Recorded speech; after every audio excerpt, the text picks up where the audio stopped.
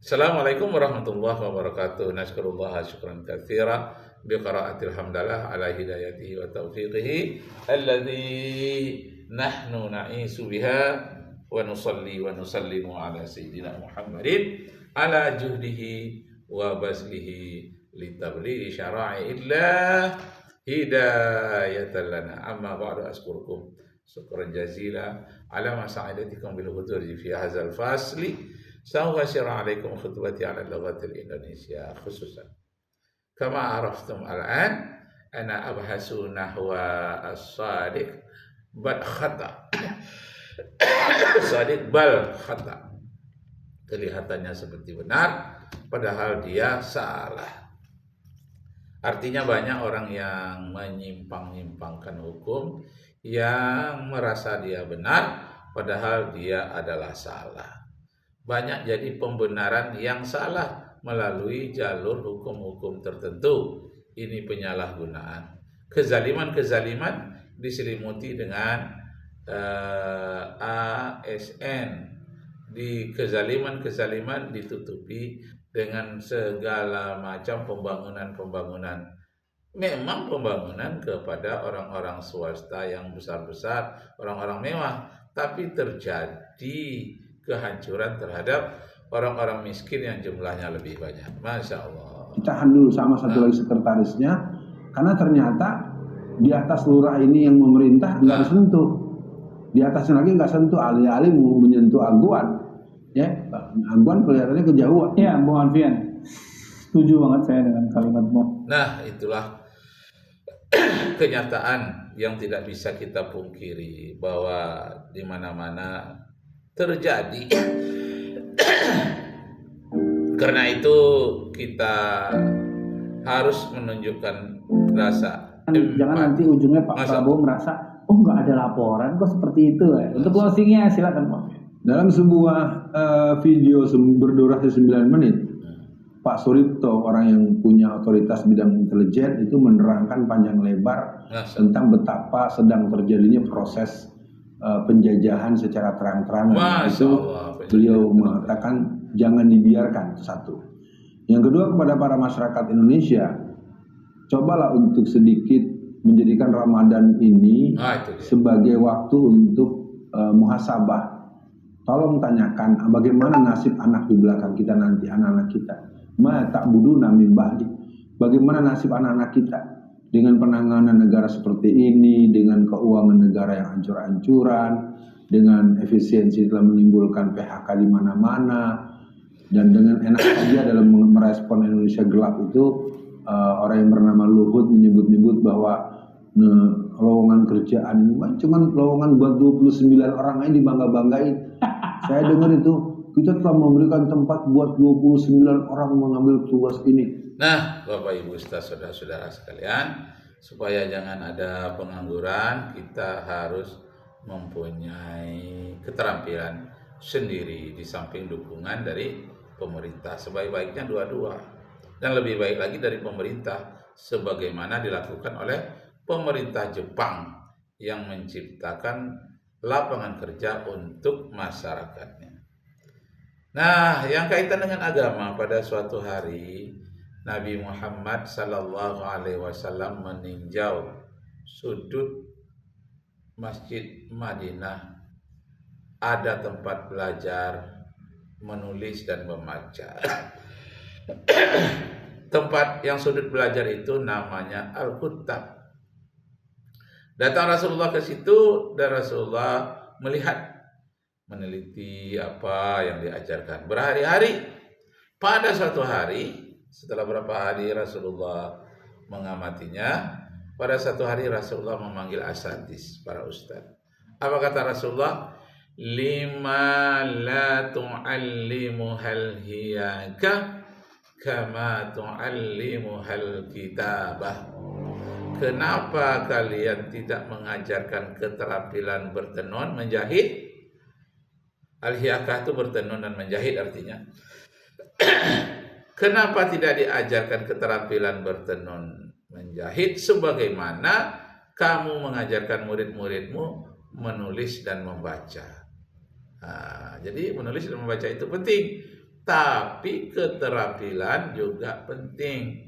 Disebut keterampilan menjahit dalam bidang tekstil waktu itu hanya mewakili satu keterampilan.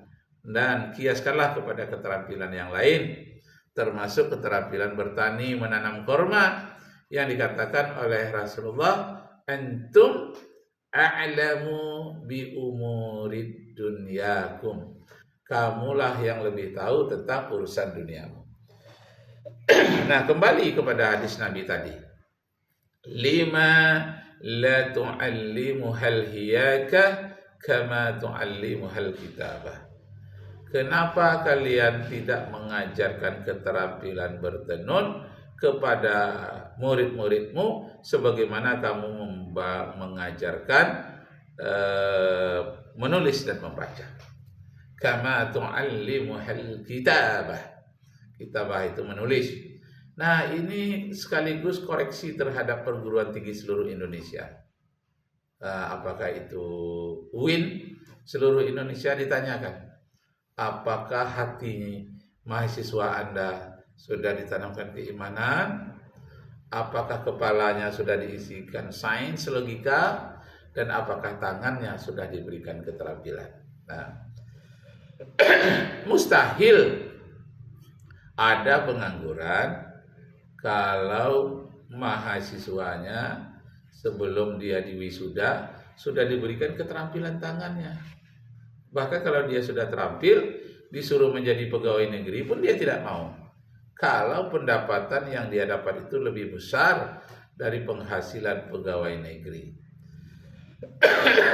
Yang menjadi pertanyaan kita, profesor yang botak-botak kepala, orang-orang yang pintar di perguruan tinggi itu, sudahkah merenungkan keterampilan apa yang cocok? Keterampilan apa yang cocok diberikan kepada jutaan mahasiswa Indonesia yang diwisuda setiap bulan. Wisuda nganggur, wisuda nganggur. Bagaimana dia diwisuda tidak menganggur? Oh, karena dia wisuda jurusan administrasi, sedangkan di kampungnya jurusan pertanian. Nah, di samping dia paham tentang administrasi, harus paham pula tentang hal yang paling pokok di kampungnya, adalah lahan pertanian. Atau dia menciptakan koperasi dimodali oleh negara. Jadi negara harus ikut campur tangan. Itulah yang dilakukan oleh Umar bin Abdul Aziz ketika beliau berkuasa selama 3 tahun. Akibatnya tidak ada lagi orang miskin di 3/4 dunia. 2/3 dunia sudah dikuasai oleh umat Islam waktu itu di zaman Khalifah bin Abdul Aziz. Sampai-sampai mau memberikan zakat susah di daerah itu. Harus dibawa ke Afrika atau ke tempat yang lain. Kenapa? Sudah begitu makmurnya, masyarakatnya terampil, kemudian keterampilannya didukung oleh negara, dan kemudian dia bagi hasilnya itu kembali kepada masyarakat, akibatnya masyarakat sejahtera. Tapi Umar bin Abdul Aziz itu sendiri sebagai pejabat negara, beliau hidup tampil sederhana. Pada satu kali istrinya meminta memberikan pakaian mewah. Dia tidak mau membelikan karena rakyat masih sengsara. Maaf. Tiba-tiba dibelikan oleh ayah sang istrinya. Dipakai oleh istrinya di hadapan Umar bin Abdul Aziz. Cantik atau tidak? Bang, katanya. Kata Umar bin Abdul Aziz, ya cantik. Tapi tahukah kamu bahwa sekarang rakyat sedang menderita? Sekarang aku suruh engkau memilih. Apakah engkau mau memakaian yang mewah-mewah? Tapi pakaian yang mewah itu di rumah orang tuamu.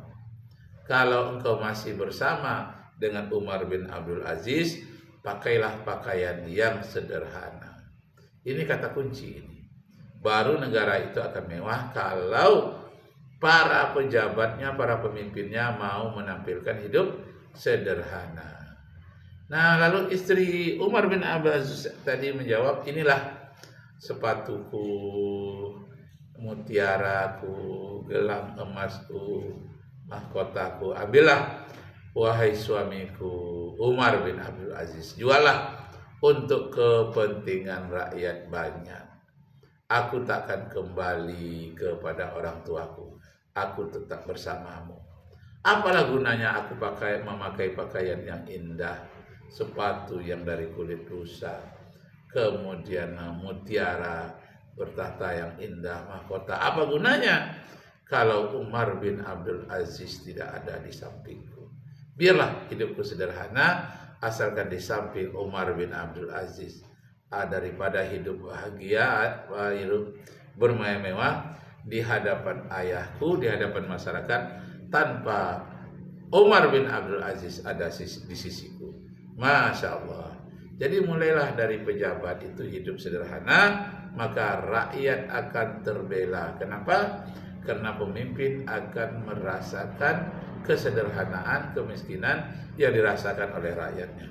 Allahu Akbar, Allahu Akbar. Sementara ratusan ribu jutaan yang diambil alih oleh orang-orang Cina itu tidak dianggap persoalan. Nah, kepada para ulama juga diharapkan di penghujung hari, ayo dong bersuara. Nah, para ulama haruslah bersuara, sampaikan, jangan sampai masyarakat terzalimi. Misalnya dengan datangnya warung-warung istimewa ke seluruh tanah air, sehingga warung-warung yang sederhana di mana masyarakat kecil yang tak punya modal banyak itu terserobot oleh orang-orang yang punya modal banyak. Jadi seharusnya para konglomerat cukuplah di kota, di kabupaten saja dia berdagang. Kalau sampai ke pelosok desa, di mana seharusnya pengendalian barang-barang itu diambil keuntungan oleh masyarakat-masyarakat kecil, ini diambil alih oleh orang yang punya modal besar. Kezaliman itu semakin dalam. Tanah-tanah mereka sudah dirampok, kemudian bidang perdagangan, kedai-kedai kecil, usahanya orang yang membelinya sudah terarah juga sebahagian dari konsumer, sebahagian dari pelanggannya juga beralih kepada yang lain. Apa lagi yang akan dimakan oleh masyarakat? Apa lagi yang akan diusahakan oleh masyarakat? Seluruhnya sudah dikop oleh orang-orang yang besar, yang kuat ekonominya. Karena itu para ulama harus menyuarakan ini. Para ustadz menyuarakan ini. Belalah masyarakat-masyarakat lemah itu. Masyarakat pribumi terutama, mereka berada pada posisi yang paling lemah, paling bawah, yang paling teraniaya. Yang beruntung itu adalah para cukong, para peleman, dan orang-orang yang mau disogok oleh para oligarki. Na'udzubillahi. Anda punya kewajiban memberikan pemahaman konsepsi ketuhanan. Ya. Anda juga mendapatkan tugas untuk menjelaskan konsepsi dan fungsi kemanusiaan, Ya. fungsi sosial, dan fungsi amar ma'ruf nahi mungkar. Dan kepada saudara-saudara, pahami bahwa PIK 2 ini merupakan sebuah kompilasi atau akumulasi PIK 1 sampai PIK 11. Jadi PIK 1, PIK 2, PIK 3, PIK 4 itu Bung kameramen itu dimasukkan ke the big management, Bung. Jadi sehingga dia menjadi sesuatu kelembagaan yang aman untuk melakukan penjarahan, pencaturan, dan pemaksaan masyarakat untuk menjual tanahnya dengan harga yang ditentukan oleh pembeli. Dan terakhir, mari kita ingat pesan, sesal dahulu pendapatan, sesal kemudian tidak berguna. Ukir-ukir buluh sumpitan, ambil rotan dibelah dua. Berpikir dahulu merupakan keuntungan, menyesal belakang tiada berguna. Masya Allah. Kelalaian kita hari ini akan jadi sengsara generasi di belakang Masya kita. Allah. Ayo Bung, rebut kembali. Nah, rebut kembali. Firman Allah dalam Al-Quran, وَلْيَخْشَى الَّذِينَ لَوْ تَرَكُوا مِنْ خَلْفِهِمْ ذُرِّيَّةً ضِعَافًا خَافُوا عَلَيْهِمْ فَلْيَتَّقُوا اللَّهَ وَلْيَقُولُوا قَوْلًا شَدِيدًا. Hendaklah kamu merasa cemas meninggalkan generasi yang lemah. Wabillahi taufiq wal hidayah. Wassalamualaikum warahmatullahi wabarakatuh.